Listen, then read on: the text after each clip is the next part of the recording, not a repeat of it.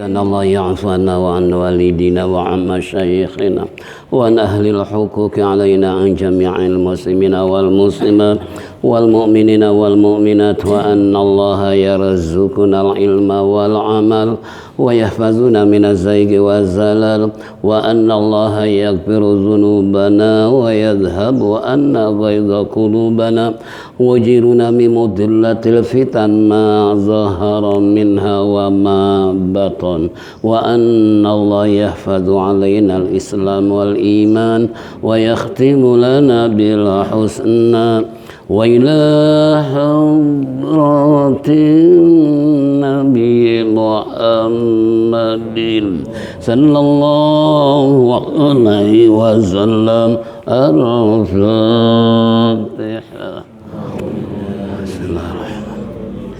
بسم الله الرحمن الرحيم الحمد لله رب العالمين إياك نعبد وإياك نستعين اهدنا الصراط المستقيم بسم الله الرحمن الرحيم الحمد لله رب العالمين والصلاة والسلام على أشرف المرسلين سيدنا وشفيعنا ومولانا محمد وعلى آله وصحبه أجمعين أما بعد فإن أصدق الكتاب الله خير الهدي هدي سيدنا محمد صلى الله عليه وسلم وشر الأمور محدثاتها وكل محدثة بدعة وكل بدعة ضلالة وكل ضلالة في النار وقال المصنف رحمه الله تعالى وآدم النفع به وبعلومه في الدارين آمين وقال معاشر المسلمين وزمرة المؤمنين رحمكم الله. Sebelum kita beranjak kembali kepada tangkihul qaulul hasis bicara masalah iman, namun perlu diinformasikan bahwa tuan guru kita dalam kondisi yang belum sehat. Beliau pada hari Rabu masih ngajar 6 kitab. Ketika 3 kitab, kita pun sepakat dengan teman-teman tolong hentikan. Pak Kiai belum sehat. Sebab kalau beliau nggak dihentikan, itu 6 kitab dibaca semua. Ya, itulah beliau, Masya Allah, subhanallah, luar biasa. Maka dari itu kemarin pun di Johar Baru 3 tempat beliau nggak mengajar. Tadi ada informasi dari supir nggak mungkin akan datang. Oleh karena itu mari kita sama-sama baca Fatihah wabil khusus untuk tuan guru kita. Mudah-mudahan segera Allah sembuhkan kembali sebagaimana biasa dan melaksanakan tugas untuk kita bersama. Yang kedua kita bacakan Fatihah bil khusus ini almarhum Bapak daripada Haji Nurdin. 3 hari yang lalu telah meninggal dunia. Mudah-mudahan amal ibadahnya diterima oleh Allah Subhanahu wa taala, diampuni segala dosanya, dilapangkan alam kuburnya, ditempatkan di sisi Allah sesuai dengan kemurahannya bi barakati al-Fatihah. Bismillahirrahmanirrahim. Iyyaka na'budu wa iyyaka nasta'in. Shiratal Baiklah hadirin jamaah rahimakumullah, kita akan lanjutkan hadis berikutnya. Wa qala sallallahu alaihi wasallam al imanu nisbani pan nisbu bis sabri pan nisbu bis syukri. Wa qala sallallahu alaihi wasallam al imanu qayyidul fatki la yabtiku mu'minun. Wa qala sallallahu alaihi wasallam khalaqallahu al-imana wa haqqahu wa madahahu bisamahati wal haya'i wa khalaqallahu al-kufra wa dhammahu bil bukhli wal jafai, yang artinya telah bersabda Rasulullah sallallahu alaihi wasallam, iman terbagi dalam 2 kategori. Yang pertama adalah pisobri, dengan kesabaran. Yang kedua wafil syukri, dengan bersyukur kepada Allah. Ini adalah merupakan daripada pertahanan keyakinan kita kepada Allah dengan iman. Kalau kita nggak sabar, apalagi tadi menjelang kita berangkat hujan, sampai-sampai istri saya bilang, loh hujan kok masih berangkat juga. Saya bilang kita ke Palestina digunjuri dengan peluru, kita berangkat juga ngaji di Palestina. Masa ini kalau muhajirin nggak datang?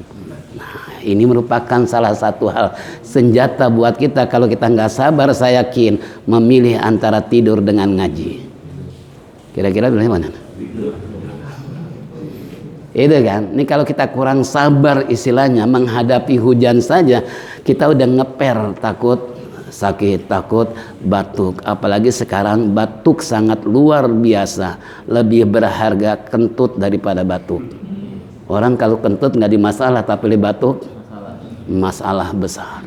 Sampai saya waktu khutbah di komplek DKI, protokol bilang, mohon dengan harap yang batuk segera pulang, jangan sholat di masjid. Sedangkan saya khotibnya sedang batuk-batuk. Coba bayangin, saya mau pulang, kasihan mereka. Tapi dengan sepenuh tenaga berdoa, ya Allah, mudah-mudahan jangan sampai batuk di mimbar. Ini orang-orang DKI soalnya. Ya alhamdulillah sampai selesai nggak batuk, jadi khutbah selesai, alhamdulillah. Nah ini tadi kalau kurang sabar kita menghadapi dalam dilema kehidupan apapun bentuknya, makanya modal dalam mencapai kebahagiaan dunia dan akhirat, tolong sabar dan sabar. Apalagi Allah perintahkan, ya ayyuhalladzina amanu sabiru wasabiru warabitu wattaqullaha la'allakum tuflihun. Hai orang-orang yang beriman, sabarlah, persabar oleh kamu, ikat tuh sabar kamu dan bertakwalah kepada Allah, niscaya kamu akan beruntung kata Allah, akan sukses kata Allah. Kalau kita modal dalam kehidupan adalah sabar. Yang kedua, syukri, dalam bersyukur. Bahwa kita datangnya ke tempat ini pun merupakan salah satu tanda bersyukur yang telah Allah memberikan berbagai macam nikmat, terutama sehat walafiat. Sedangkan kata Hujatul Islam Al-Imam Ghazali, yang namanya syukur kan bukan sekedar ucapan alhamdulillah, termasuk bil jawari, seluruh anggota badan pun kita patut bersyukur dengan cara melaksanakan segala perintah Allah, menjauhi larangan Allah. Itu bisyukri bil jawahir, kata Imam Ghazali. Bahkan syukur bil mal, syukur dengan harta, infakkan di jalan Allah, perbanyak sedekah. Insya Allah dengan semua apa yang katakan Hujatul Islam, kita akan selamat, bahagia, serta lahir batin akan tenang dalam kehidupan. Kenapa? Sebab Allah menyatakan, la in syakartum la azidannakum. Kalau kamu bersyukur, saya akan tambah nikmatku. Wala in kafartum adzabul lasyadid. Tapi ingat, kalau kamu ingkar dengan nikmatku, siksaanku adalah sangat pedih. Itu Allah sudah berjanji dalam ayat tersebut. Makanya pandai-pandailah kita bersyukur di dalam kehidupan apapun yang kita rasakan. Jangan sampai kita fukur, jangan sampai kita nggak mau mensyukuri nikmat Allah, termasuk ya kesehatan yang Allah berikan antara ngaji dengan tidur tadi. Nah berarti kalau kita berangkat bersyukur pada Allah, tapi kalau kita tidur kalau kita tidur, lebih baik tidur di majelis salim daripada tidur di rumah. Sebab waktu saya ke Brunei itu ada seorang janda kaya raya. Dia punya mall, dia punya istilahnya mobil mewah 9, tapi sangat ironis, nggak bisa tidur kalau nggak minum pil tidur. Kita alhamdulillah nggak perlu minum pil tidur saja masih bisa tidur, apalagi sambil ngaji, asyik banget. Apalagi sekarang diguyur hujan, kira-kira gimana? Ada yang tidur? Ada yang tidur? Ini termasuk contoh buat kita syukur ini.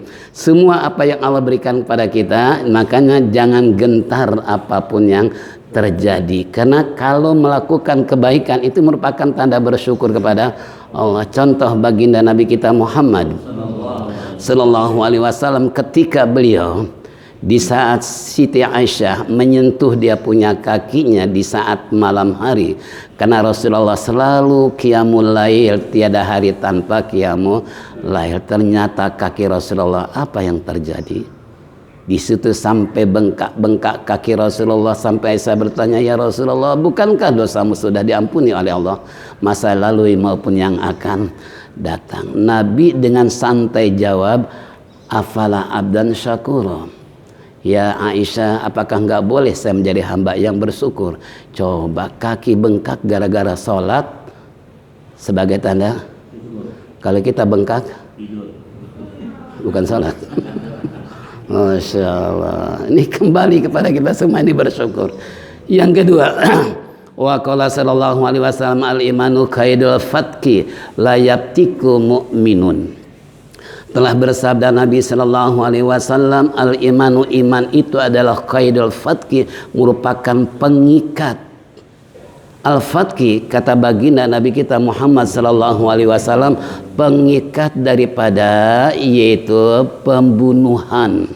Layaptiku, tidak akan terjadi istilahnya seseorang mukmin membunuh dengan sebab karena iman. Makanya kemarin ada yang bertanya, Ustaz, kok saat ini akhir-akhir ini kok begitu mudahnya orang membunuh orang?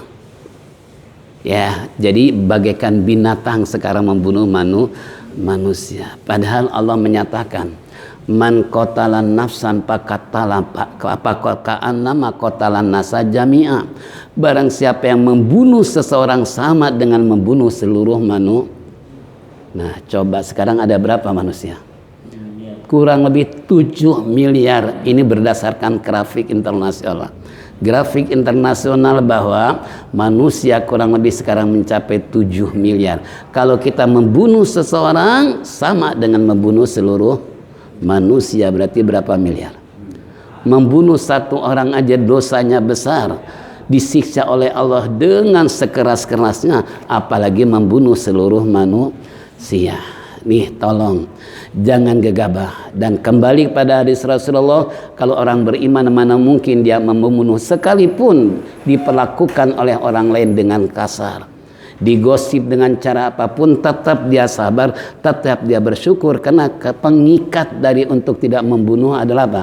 Iman. Sadar diri bahwa membunuh itu adalah dosa besar. Walaupun kalau kita sempat tobat, insya Allah apapun yang kita lakukan Allah akan ampuni, karena kita ingat cerita pembunuh 100 orang. Pernah dengar nggak nih? Udah pernah? Alhamdulillah, berarti nggak perlu diceritakan. Ya udah dengar, kecuali belum dengar ya. Pembunuh 100 orang, bayangin. Tapi ketika tobat diterima. Itu kan? Nah, bahkan orang pembunuh 100 orang ini tobatnya cara bagaimana? Caranya beliau tobat mau ngaji, mau mesantren, di tengah perjalanan tiba-tiba meninggal dunia. Turun 2 malaikat Zabaniyah dan malaikat siksa, dan malaikat adalah surga. Ini malaikat rahmah dan malaikat azab berebut. Kata malaikat azab, ini hak aneh. Kenapa? Dia setelah membunuh 100 orang. Kata malaikat rahmat, nggak bisa. Dia udah taubat kok. Allah mengutus salah satu malaikat, malaikat, coba suruh ukur tuh. Deketan kemana tuh? Dekat ke rumah atau dekat ke pengajian?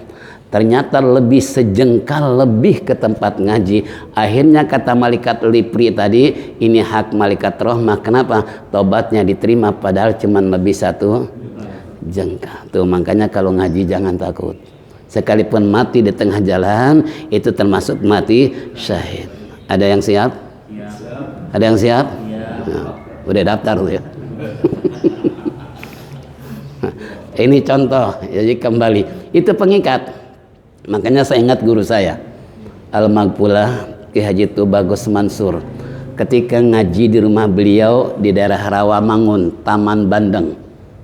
Karena saya ngaji dengan beliau di Simpruk, ikut ke Simpruk. Dimanapun beliau berada selalu saya kejar. Walaupun saya Simpruk tadinya nggak tahu. Tapi dengan sebab ngaji dengan beliau jadi tahu. Beliau menulis di papan tulis. Apa tulisannya? Qala Luqmanul Hakim. Telah berkata Luqmanul Hakim ketika wasiat kepada anaknya, ya bunayya innad dunya bahrun amik qad kasirun nasa. Hai anakku, ingat, dunia bagaikan lautan yang dalam. Berapa banyak manusia yang mati karena tenggelam. Faj'al sapinata biimanillah. Ingat ya, jadiin perahu kamu dalam mengarungi lautan iman kepada Allah. Wahaswaha, jadikan layarnya adalah takwa kepada Allah. Jadikan muatannya adalah tawakal kepada Allah. 3 faktor ini Luqmanul Hakim mewasiatkan kepada anak dalam mengarungi kehidupan bagaikan laut yang dalam. Nah, seandainya lautan dalam yang kita arungi tadi tanpa menggunakan perahu, kira-kira gimana? Nah, jadikan perahu kamu iman. Jadi untuk menyelamatkan diri dalam kehidupan, apalagi pertarungan sekarang dari berbagai macam terjadi, apalagi politik yang semakin, coba bayangkan kalau kita kurang iman, kira-kira gimana? Kayaknya gregetan banget. Ya, apalagi Habibullah, Habib Rizik diperlakukan seperti itu, kira-kira kayak apa? Masya Allah. Ya, ini kembali pada kita semua. Yuk kita sama-sama bagaimana untuk menguatkan iman tadi, bagaimana kita jadikan perahu dalam kehidupan itu adalah dengan iman. Yang kedua, jadikan layarnya adalah takwa kepada Allah. Perahu tidak akan mungkin berjalan tanpa ada layar. Ini zaman dulu. Sampai-sampai umat Islam mengajukan kepada pemerintah pengen pergi haji kayak tempo dulu. Hajinya pakai perahu. Karena kurang lebih 6 bulan. 3 bulan berangkat, pulang 3 bulan. Nah, banyak umat Islam mengusulkan pengen kayak dulu. Biar puas dalam perjalanan. Kalau sekarang kan 9 jam 9 jam sampai ke Mekah, gitu kan. Nah ini kembali, kenapa? Nah kalau seandainya kita sampan kita, perahu kita mengarungi istilahnya lautan yang tanpa dengan nahkoda yang pandai untuk membawa perahu, layar tersebut niscaya akan tenggelam di tengah laut. Makanya beliau katakan layarnya adalah takwa kepada Allah. Ya, apa itu takwa? Bimtisali awamiri wajzina binawahihi, menjunjung tinggi perintah Allah, menjauhi segala larangan Allah. Nah ini yang ketiga, tawakal Allah. Ente ya anakku, ilahai Luqmanul Hakim, kata Luqman kepada anaknya. Karena waktu saya jarah ke makam beliau di Mesir nih, Luqmanul Hakim di atas Nabi Daniel. Ini Nabi Daniel di atas, Luqmanul Hakim taruh di bawah. Udah gitu panjangnya seperti ini. Nah, Luqmanul Hakim kan orangnya kerdil, orangnya pendek. Kalau Firaun masih mending 1,10, tapi Luqmanul Hakim lebih pendek lagi. Nah ini sayang waktu saya jarah ke makam Nabi Daniel dan Luqmanul Hakim, saya salah travel saya targetnya tanpa doa, anti doa. Saya disuruh oleh teman-teman, Ustadz baca doa.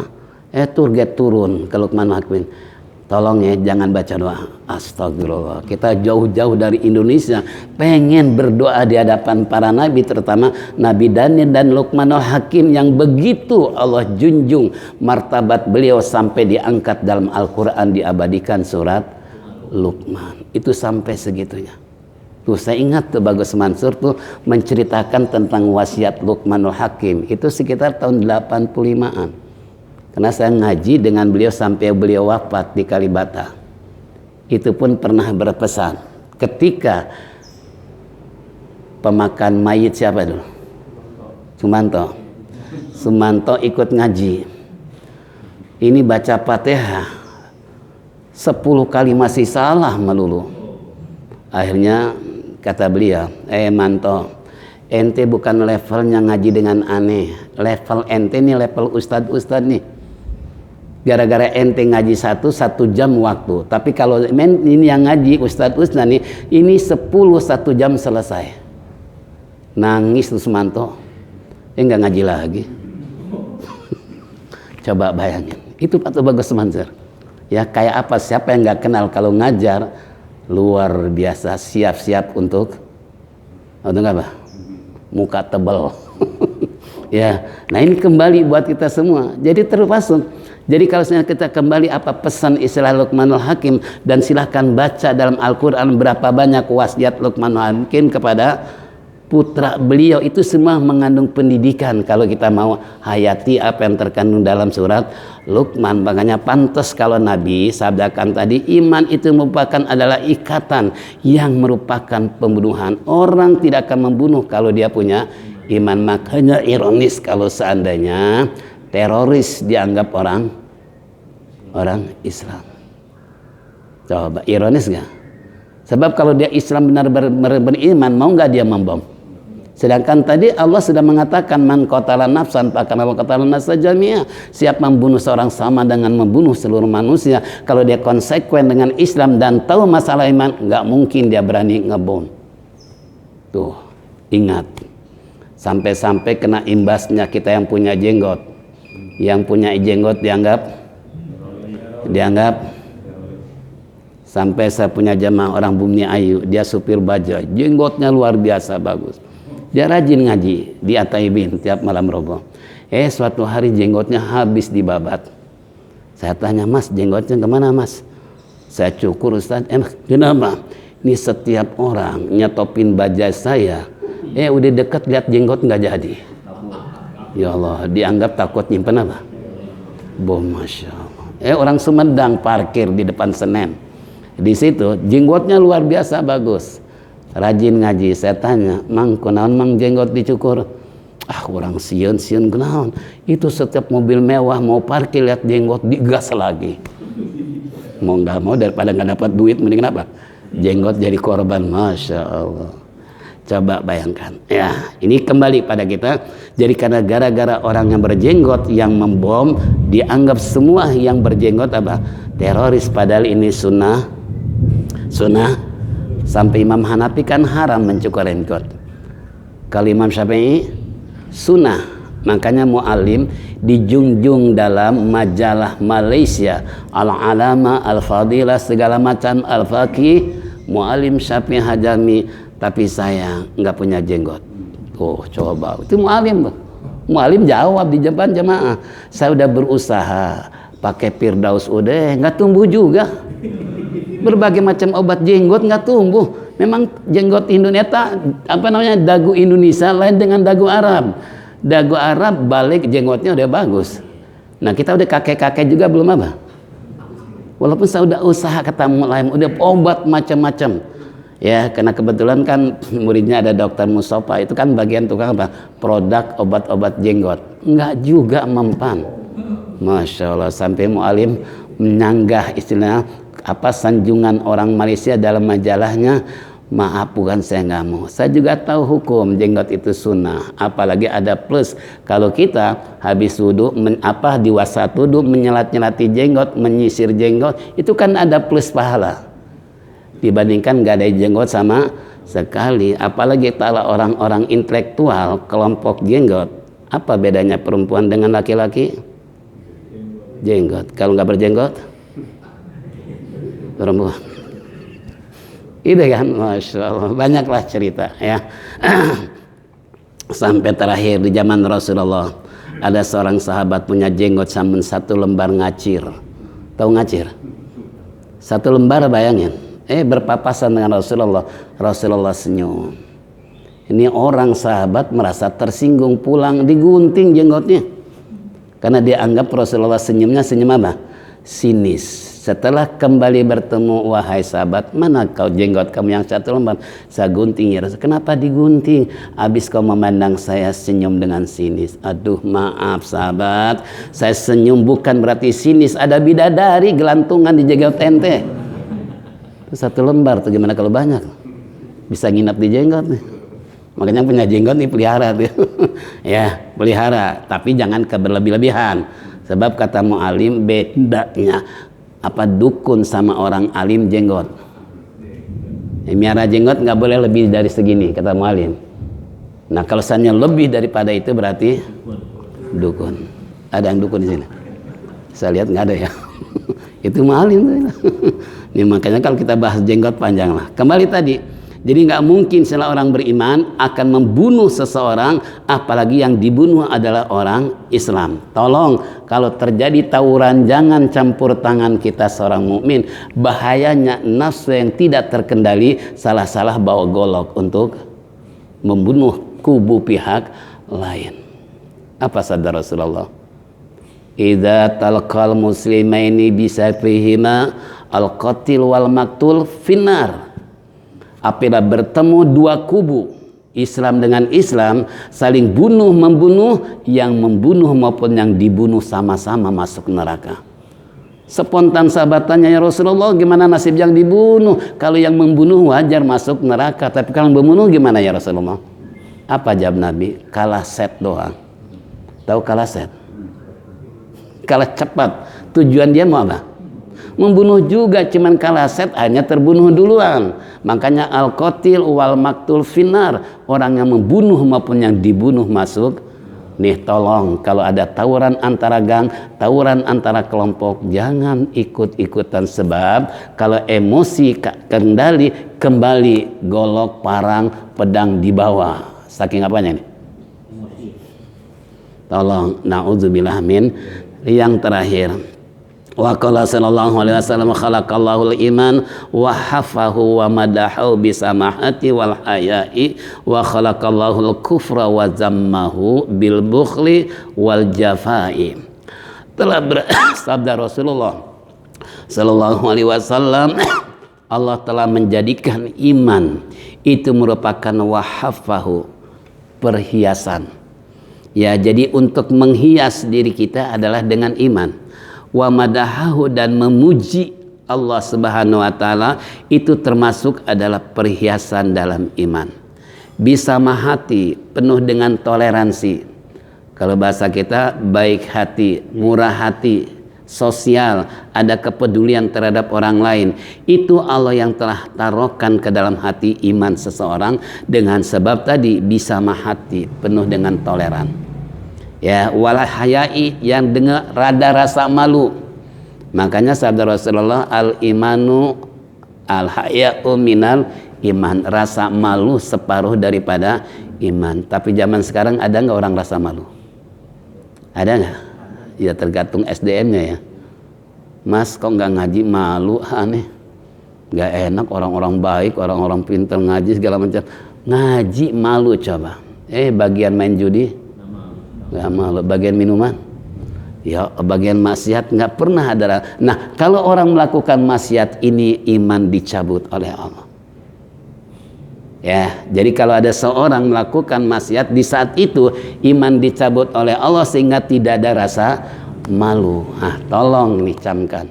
Jadi ketika kita berhadapan dengan urusan maksiat, ingkar kepada Allah, ketika emosi dan ambisi hawa nafsu yang begitu kencangnya kemudian kita kendalikan, berarti iman masih ada. Tapi kalau kita lakukan berarti iman dicabut oleh Allah. Makanya na'udzubillah min dzalik. Jangan dekat-dekat dengan melakukan berbagai macam kemaksiatan dengan teman, dengan saudara, dengan tetangga, jangan. Sebab di saat itu iman kita dicabut. Sebab kalau nggak dicabut, nggak mungkin dia akan melakukan kemaksiatan. Sebab ada rasa malu, itu merupakan sebagian apa? Iman. Wa khalaqallahu al-kufra wa zammahu bil bukhli wal jafai. Sabda Rasulullah, dan Allah yaitu khalaqallah menjadikan al-kufru, yakni kekufuran, wazamahu, dan mencela bil bukhli dengan sifat kikir alias pelit, wal jafai, dan yaitu apa? Di sini dia pakaikan jafa dan kasar, ya, kasar istilahnya, dan sekaligus istilahnya ini. Kalau bahasa kita jafa kan asalnya bil jafai ya. Ini di sini katakan kasrat taknya, istilahnya dia punya pemikiran, dia punya hati, nggak punya perasaan. Ini kalau bahasa kitanya nih. Ya, ini kembali kepada kita. Nah, ini Allah jadikan memang sifat kekufuran kepada manusia, sifat pencelaan termasuk, sifat pelit pun termasuk, sifat kekerasan juga termasuk. Namun tergantung SDM-nya. Kalau Allah sudah mengatakan yang baik, yang buruk datangnya dari siapa? Dari Allah. Tapi jangan dinisbahkan sekali-kali, jangan disindarkan keburukan itu dari Allah. Mas, kapan sih Anda tobat? Ini aneh main judi kan dia merupakan kehendak Allah. Aneh minuman juga kehendak Allah. Itu jangan sekali-kali dinisbahkan, disandarkan perbuatan maksiat kepada Allah. Kenapa? Karena ada ayat yang membahas tentang ma asabaka min hasanatin fa minallah wa ma asabaka min sayyi'atin fa min nafsik. Apa saja yang mengenakan dirimu, kalau baik datangnya dari Allah, tapi kalau jelek datangnya dari dirimu, termasuk main judi, baik apa jelek? Itu berarti bukan dari Allah, karena ngikutin hawa nafsu, terjerembab di dalam anjuran ataupun titah-titah setan untuk melakukan hal seperti itu. Makanya sangat hebat orang yang tukang main judi semalam suntuk, nggak pernah masuk angin, nggak pernah digigit nyamuk. Pertanyaannya kenapa? Pertanyaan kenapa? Ada tukang main judi di sini. Satu malam nggak bergerak tuh, kaki sila. Bahkan nyamuk pun nggak pernah berani nempel. Baru lewat aja udah bingung dia. Kenapa? Karena kata setan gengnya nih, hei saudara-saudara teman aneh, awas, ingat ya seperjuangan, awas. Kalau ada nyamuk nempel, buru-buru centil biar mati dia. Biar dia betah di tempat. Tuh, makanya maaf, aneh bukan ngajarin seru main judi, bukan. Artinya itu setan untuk menghalangi supaya nyamuk jangan ganggu. Sebab kalau banyak nyamuk, main judinya kira-kira gimana? Bisa bubar. Masuk angin, walaupun dia telanjang, alasannya gerah. Semalam suntuk, 2 hari 2 malam main judi, nggak makan, nggak minum kuat, telanjang pun nggak pernah masuk angin. Nah kita ngaji sebentar aja, kira-kira ada AC, ada kipas anginnya, pulang. Kenapa? Karena dikerudungi oleh setan, dihalangi, dihijab oleh setan supaya angin jangan menghembus kepada tubuhnya. Sebab kalau seandainya menghembus, paling tidak kentut melulu. Ini bisa mengganggu konsentrasi nih orang para penjudi, gara-gara kentut melulu gitu kan. Itu kan bisa masalah, pulang bisa masuk angin. Nah akhirnya besok nggak main lagi. Tuh setan triknya begitu. Nah, makanya coba baca dalam surat isti'adzah, hikmahnya kayak apa, baca a'udzubillahi minasyaitonirrajim. Nah yang ketiga tadi, Allah jadikan memang itu sifat kikir dan sifat istilahnya apa yang tidak ada perasaan nurani pada seorang tersebut, itu bisa jadi memang hakikatnya dari Allah, tapi sebabiahnya kan kita sendiri. Allah melarang untuk pelit, tapi kita sendiri pelit. Al-bakhilu ba'idum minallah, ba'idum minan nas, ba'idum minal jannah, qaribu minan nar. Orang pelit jauh dari Allah, jauh dari sesama manusia, jauh dari surga, dekat dengan neraka. Itu orang bakhil. Kenapa jauh dari Allah? Allah nggak suka kepada hambanya yang pelit, koret bin kedekuk. Tuh banyak bin itu. Belum bin kikir, bin kasiran, buntut kasiran, macam-macam deh. Ya itu nasabnya banyak tuh. Ini kembali tadi, makanya akan jauh dari Allah. Allah nggak akan memasukkan ke dalam surga orangnya apa? Yang bakhil. Gitu kan? Allah tidak akan memasukkan ke dalam surga orang yang istilahnya punya perasaan diamanati harta tapi nggak pernah mau menginfakkan harta di jalan Allah. Ini kembali kepada kita semua, makanya akan jauh dari Allah, apalagi sesama manusia. Orang udah ngancem aja. Saudara-saudara, kalau tetangga kita matiin orang kaya nih, yang nggak pernah peduli dengan kita, malah nyumbangnya keluar kota, di dalam dekat tetangganya saja nggak pernah lah. Biarin kalau dia mati, jangan digotong mayit. Namanya orang kan ada yang apa? Yang nggak pikirannya gitu. Nggak semuanya orang kan mulus. Kalau yang baik mungkin itu urusan pribadi dia, kenapa kita harus nggak angkat mayitnya. Tapi orang-orang yang punya perasaan begitu kira-kira gimana? Kan udah ngancem aja, ya. Seperti saya dulu suka ceramah di daerah Tanabang sebelum digusur. Itu di situ ada tokoh dan ulama yang dihormati. Itu kali hari Jumat beliau megang speaker setelah khutbah setelah selesai Jumat. Bapak-bapak, saudara-saudara yang tidak pernah sholat di masjid, kalau mati jangan dibawa ke masjid. Ya Allah, kira-kira hebat nggak nih? Pakir ada dua pemikiran kan, dianggapnya apa? Radikal, sadis, lawang mati Islam kok mau ke masjid atau tidak ke masjid itu hak dia, gitu kan? Tapi kalau mu'alim bilang orang kalau nggak mau ke masjid bukan dia nggak mau, memang masjidnya nggak mau diinjak. Kita tetangga nih nggak pernah ke masjid, ya umpamanya. Itu bukan berarti dia nggak ke masjid. Dia sebetulnya mau ke masjid, tapi masjidnya nggak mau diapain. Diinjak. Ada orang haji 7 kali haji nggak pernah lihat Ka'bah. Kira-kira kayak apa? Bukan berarti Ka'bah nggak bisa dilihat. Lawang 15 kali 12 meter, masa ya ngejogrok nggak kelihatan. Kita masuk aja dari Babu Salam melangkah, Ka'bah udah kelihatan. Tapi ini ada 7 kali naik haji nggak pernah lihat. Kenapa? Ka'bahnya nggak mau dilihat. Sebab termasuk melihat Ka'bah adalah 3 macam yang mengandung ibadah. Melihat wajah ulama, melihat wajah orang tua, melihat Ka'bah. Itu bentuknya apa? Ibadah. Itu kan?